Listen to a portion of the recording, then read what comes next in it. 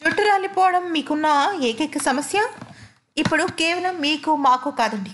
ప్రతి ఒక్కరికి ఉంటున్న సమస్య జుట్టు రాలిపోవటం. అయితే 3 పదులు దాటకుండానే బట్టతల వచ్చేయటం అనేది ఎంత దురదృష్టకరమో అనుభవించే వాళ్ళకి మాత్రమే తెలుస్తుంది. అంతేకాకుండా ఆడవాళ్ళకి ఇదివరకు బట్టతల అంటే ఏంటో తెలిసేది కాదు. మగవాళ్ళకైనా కూడా 40 ఏళ్ళు దాటితే చిన్నగా జుట్టు ఊడడం మొదలుపెట్టేది. కానీ ఇప్పటి రోజుల్లో ఆడ మగ చిన్న పెద్ద అన్న తేడా లేకుండా ప్రతి ఒక్కరిని కూడా జుట్టు రాలిపోవటం అనే సమస్య పట్టి పీడించేస్తుంది.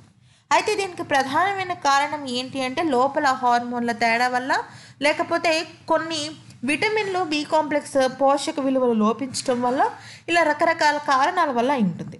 లేదా దీర్ఘకాలికంగా షుగర్ లేదా బీపీ లేదా మరేదైనా వ్యాధులు ఉండటం వల్ల కూడా ఇలా జరగచ్చు. అయితే లోపల నుంచి చక్కటి పోషకాహారం తీసుకోవాలి.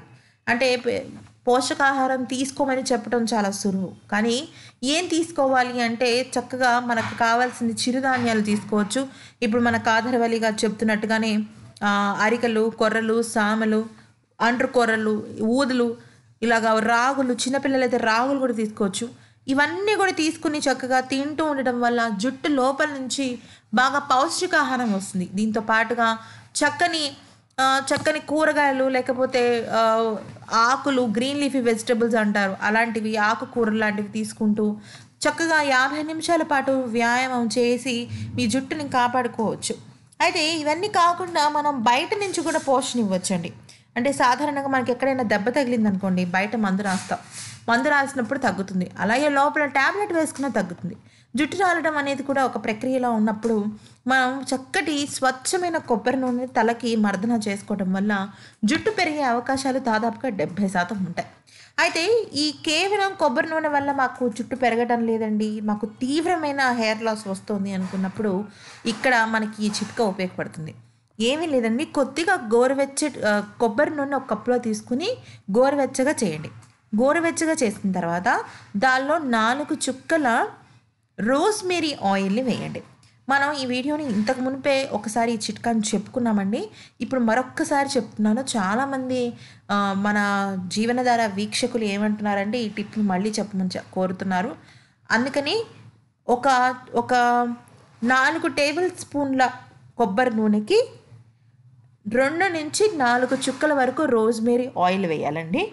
అయితే రోజ్మేరీ ఆయిల్ ఎక్కడ దొరుకుతుందని కూడా చాలామంది అడుగుతున్నారు.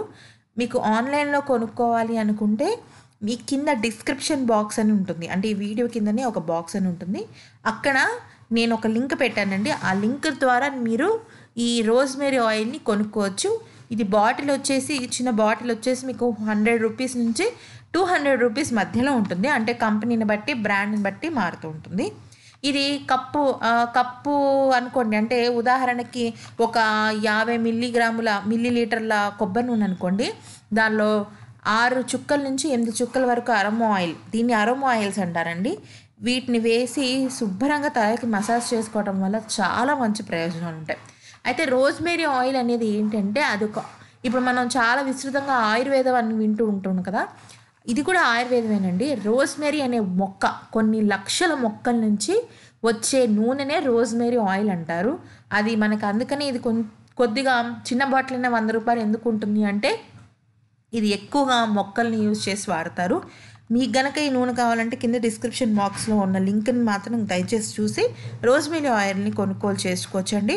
ఏమీ లేదు, కొద్దిగా గోరువెచ్చగా కొబ్బరి నూనె చేసి దానిలో 4 చుక్కల నుంచి 8 చుక్కల మధ్యలో రోజ్మేరీ ఆయిల్ని వేసి చక్కగా నిద్రపోయే ముందు మర్దన చేసుకుని, ఆ తర్వాత నిద్రపోయిన తర్వాత ఉదయం లేచి మంచి షాంపూతో కనుక వాష్ చేస్తే చాలా మంచిది. జుట్టు చాలా తొందరగా పెరుగుతుంది. కనీసం ఊడటం ఆగిపోయి కొత్త జుట్టు రావడానికి చాలా ప్రయత్నిస్తూ ఉంటుంది.